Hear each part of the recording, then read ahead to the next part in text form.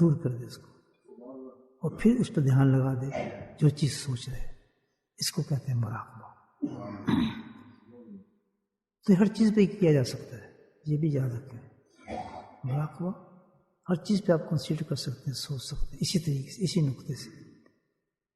لیکن جو صوفی لوگ ہوتے ہیں، جو اللہ والے ہوتے ہیں، وہ اس میں ذات پہ سوچتے ہیں، اللہ کی ذات پہ دھیان رکھتے ہیں. وہ سب کچھ سمجھنے ہیں، ہر چیز مرکز وہی ہے پوری کائنات کا.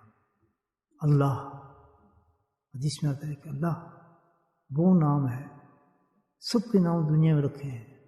دیکھ لیں اس وقت میرا اللہ سے تعلق جڑ رہا ہے، میں اور اللہ. سبحان اللہ. اس کے بعد پھر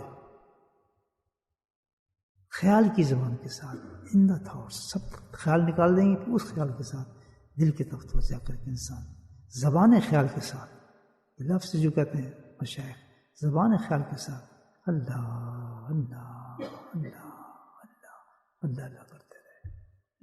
یہ ہے طریقہ مراقبہ کرنے.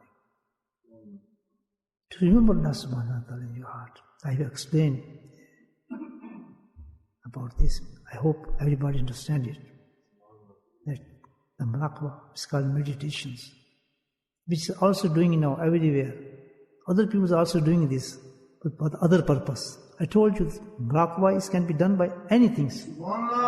As I told you, explained you before, So they take the advantage of this way, and they started doing, but they start muraqabah